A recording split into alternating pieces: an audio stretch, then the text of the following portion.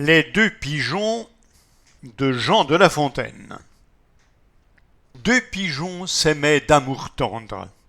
L'un d'eux, s'ennuyant au logis, fut assez fou pour entreprendre un voyage en lointain pays. L'autre lui dit : « Qu'allez-vous faire ? Voulez-vous quitter votre frère ? L'absence est le plus grand des maux. Non pas pour vous, cruel, au moins que les travaux, les dangers, les soins du voyage changent un peu votre courage. Encore, si la saison s'avançait davantage, attendez les zéphyrs. Qui vous presse ? Un corbeau tout à l'heure annonçait malheur à quelque oiseau. Je ne songerai plus que rencontre funeste, que faucon, que réseau. Hélas, dirais-je, il pleut. Mon frère a-t-il tout ce qu'il veut ?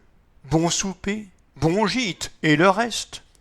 Ce discours ébranla le cœur de notre imprudent voyageur. Mais le désir de voir et l'humeur inquiète l'emportèrent enfin.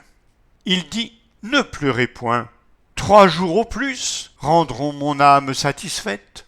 Je reviendrai dans peu conter de point en point mes aventures à mon frère. Je le désennuierai. Quiconque ne voit guère n'a guère à dire aussi. Mon voyage dépeint vous sera d'un plaisir extrême. Je dirai : j'étais là, telle chose m'advint. Vous y croirez être vous-même. » À ces mots, en pleurant, ils se dirent adieu. Le voyageur s'éloigne, et voilà qu'un nuage l'oblige de chercher retraite en quelque lieu. Un seul arbre s'offrit, tel encore que l'orage maltraita le pigeon en dépit du feuillage. L'air devenu serein, il part tout morfondu, sèche du mieux qu'il peut son corps chargé de pluie. Dans un champ à l'écart, voit du blé répandu, voit un pigeon auprès. Cela lui donne envie. Il y vole, il est pris. Ce blé couvrait d'un lacs les menteurs et traîtres appâts.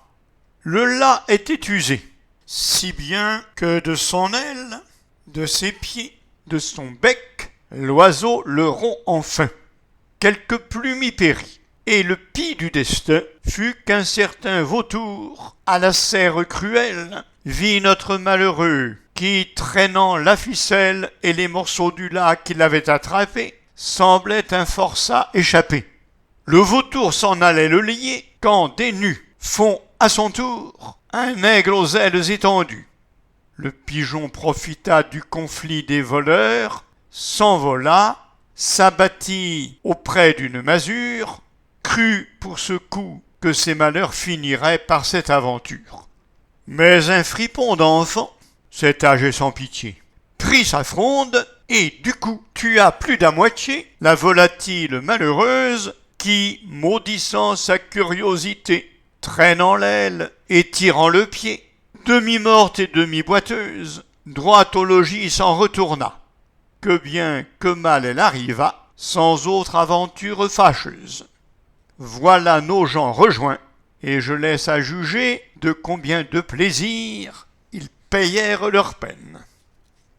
Amants, heureux amants, voulez-vous voyager ? Que ce soit aux rives prochaines. Soyez-vous l'un à l'autre un monde toujours beau, toujours divers, toujours nouveau. Tenez-vous lieu de tout, comptez pour rien le reste.